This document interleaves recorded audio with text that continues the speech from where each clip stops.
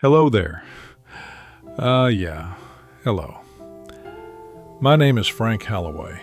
Thanks for stopping by. Really. I'm 78 years old, and at this point in life, I've learned something interesting. People don't actually want advice. They want honesty. So that's what I'll try to give you today. No speeches, no big conclusions. Just a conversation.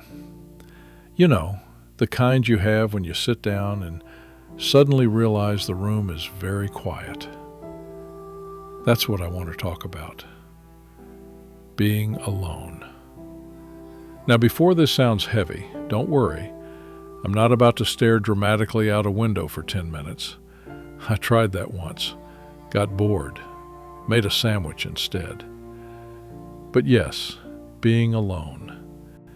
It's something a lot of people think about as they get older. And most of us don't talk about it because it feels like admitting something went wrong, like we missed a step somewhere. That's not always true. People don't usually end up alone because of one big mistake. It's not some tragic turning point where everything collapses. It's quieter than that, more ordinary. Almost polite. I look back at my life and I don't see disasters.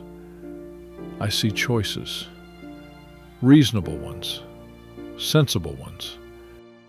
The kind you explain easily at the time. I chose work when relationships felt complicated. I chose independence because it felt stable. I chose later because it felt safe. Later is a very friendly word. It doesn't argue with you. It doesn't rush you. It just quietly sits there and waits. And somehow years pass. Some relationships didn't last, not because anyone was cruel or careless, but because timing is a tricky thing. Some friendships faded because life pulled us in different directions. Jobs changed. Cities changed. People changed. Families change too. Children grow up. They build their own lives. And that's exactly what they're supposed to do, by the way. If they didn't, we'd worry about that instead. No single decision made me alone. It was a long series of small, logical steps. And that's important to say, because we tend to treat loneliness like a personal failure, as if it's proof you didn't try hard enough, or love well enough, or plan properly. Sometimes, life just unfolds differently. When I was younger, I had a picture of what getting older would look like. I think most people do. You imagine companionship, familiar routines, a sense that the people in your life will always be there in roughly the same way. Reality is less tidy. People leave, sometimes by choice, sometimes by circumstance, sometimes by time itself. And nobody really sits you down and says, hey, this might happen. We're very good at talking about retirement plans, not so great at talking about emotional ones. I remember one evening. It wasn't dramatic, just ordinary. I finished dinner and realized there was no one to casually tell about my day. No one to say, you wouldn't believe what I saw on the way home. That was new. At first, that kind of quiet can feel uncomfortable, like something is missing. And in a way, it is. But over time, you start to notice something else. There's a difference between being lonely and being alone. Loneliness feels sharp. It wants attention. Being alone feels open, like a room with no furniture yet. At first, you don't know what to do with that space. You pace around it. You try to fill it. You turn on the television, even when you're not watching, just to prove you're not by yourself. Eventually, you get used to it. And then, sometimes, you start to appreciate it. Being alone removes the need to explain yourself.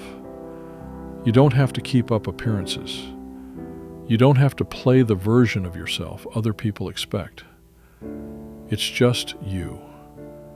Which sounds simple until you realize how rarely we actually sit with ourselves. Now, I won't pretend loneliness disappears. It doesn't. Some days it shows up uninvited, like a neighbor who knocks just to talk about the weather. But it doesn't control the house anymore. You learn how to live alongside it. You also learn that connection doesn't disappear just because your circle gets smaller. It just becomes more intentional. Friendships matter more than ever, but not in bulk. One or two people who genuinely understand you can mean more than a dozen acquaintances. At this stage, quality beats quantity every time.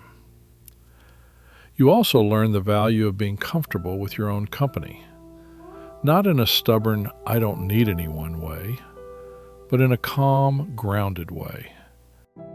The kind where you enjoy your own thoughts, most of the time. Not all of them. Some thoughts should probably stay quiet. Planning helps too.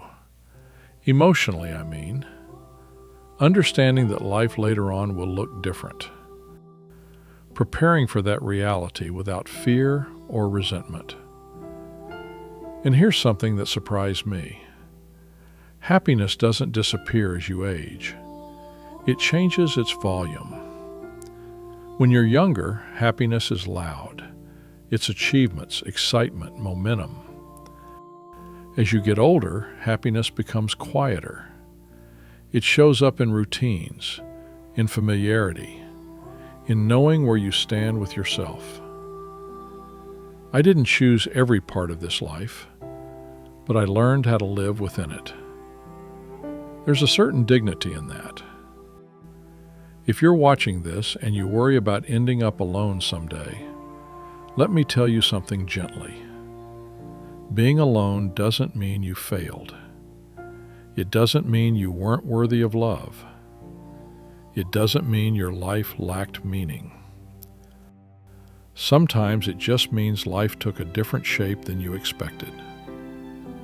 Yes, there are moments of longing. Yes, there are evenings that feel longer than others. But there's also freedom, honesty, a chance to know yourself without distraction. I didn't end up alone because life turned against me. Life simply moved forward, and I adjusted my pace. If you're younger, this isn't a warning. It's an invitation. Build connections. Cherish people. But also learn how to be with yourself, because that skill ages very well. Loneliness doesn't need to be feared, but it does need to be understood.